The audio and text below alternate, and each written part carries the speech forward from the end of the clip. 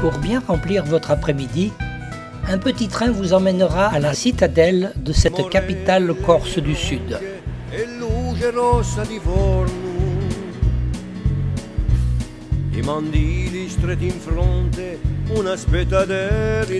Bonifacio tire son nom de Boniface II de Toscane.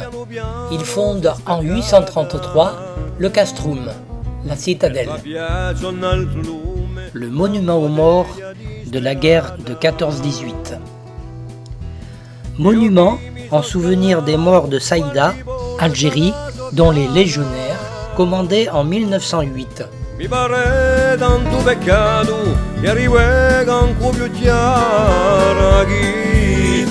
Le ponant que nous avons aperçu ce matin en partant en bateau. Il est devenu célèbre malgré lui lors d'une attaque de pirates en Somalie. Nous sommes ici sur l'Esplanade, première garnison de la Légion étrangère en Corse. Cette citadelle est appelée Mont-Laure et voici encore quelques traces de cette Légion étrangère qui a quitté la région en 1983. Mais Bonifacio garde des liens étroits avec Saïda, Algérie, petite ville française qui ne semble habitée que par des généraux, disait Guy de Maupassant. En 1841, Saïda était en flammes après le passage d'Abdelkader. Tout le sud oranais était peu sûr à cause des bandes armées et c'est surtout la Légion étrangère qui sera chargée de la sécurité de ces grands espaces. C'est en hommage à la mémoire de tous les militaires morts au cours de cette période jusqu'en 1907 que fut décidé de leur élever un monument à Saïda. En 1962, la Légion démonta le monument et fut débarquée à Bonifacio et installée à la citadelle. Voici donc l'officier et le lion africain. Le clocher de l'église Saint-Dominique. C'est un rare édifice religieux en Corse à présenter des éléments d'architecture gothique. La cité des Falaises concentre 5 confréries, soit un nombre le plus élevé de Corse. La confrérie Saint-Barthélemy rassemble les bâtisseurs. Voici la chasse de 800 kg. La chasse de Sainte-Marie-Madeleine. La confrérie rassemble les travailleurs de la terre. Un orgue qui mériterait bien que l'on s'occupe de lui.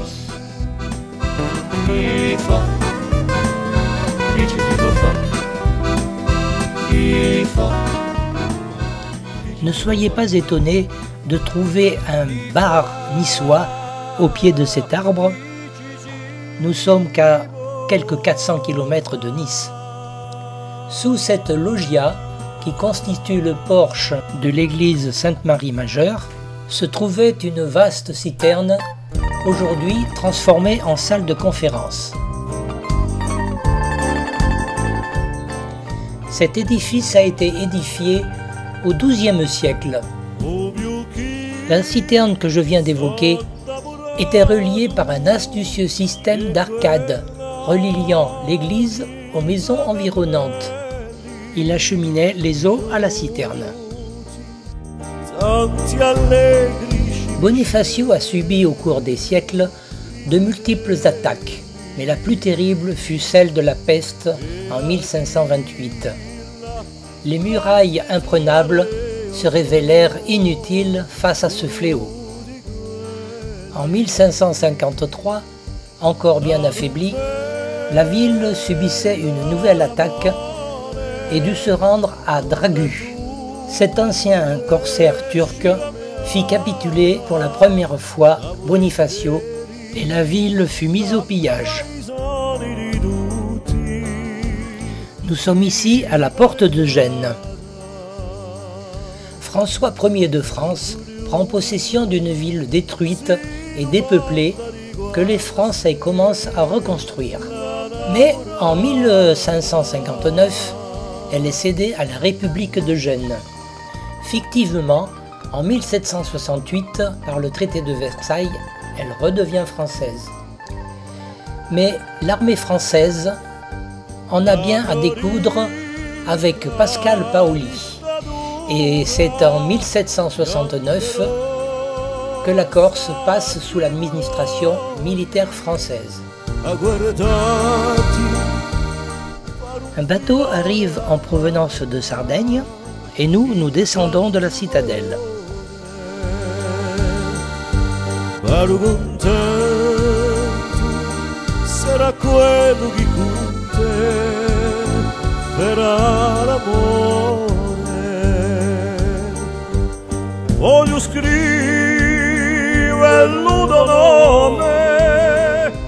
La tour de Cardarelli ou de Figari.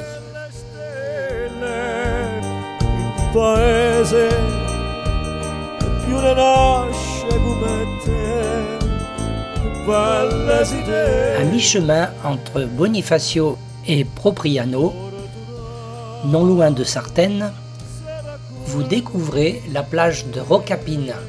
Dans un cirque superbe, bordé de rochers et de maquis, elle est gardée par le fameux lion de Rocapina. Ici, la nature nous a sculpté un éléphant. Ici, un phoque sortant des calanques.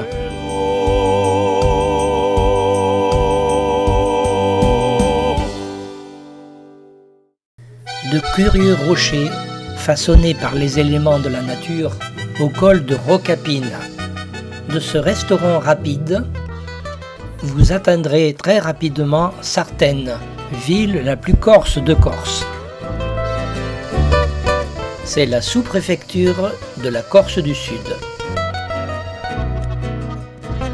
Au pied de l'église, dès l'aube, des ouvriers agricoles attendaient les offres de travail, car Sartène fut autrefois de toutes les agglomérations corses la plus rétrograde.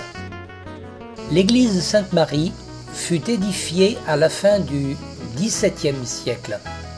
L'autel, en marbre polychrome, provient d'Italie. Il a été construit au XVIIIe siècle. C'est ici que se recueille le pénitent qui effectue chaque année, dans les rues de Sartène, la procession du Catenaccio, le vendredi saint. Vous pouvez vous aventurer dans les ruelles typiques, où les maisons se bousculent, liées entre elles par des arcades, et ainsi monter jusqu'à la lumière, dans ces ruelles étroites, se transformant au fur et à mesure des étages et des siècles. Vue du musée départemental de préhistoire corse et d'archéologie, où l'on découvre la vallée jusqu'à la mer. Un très vieux four.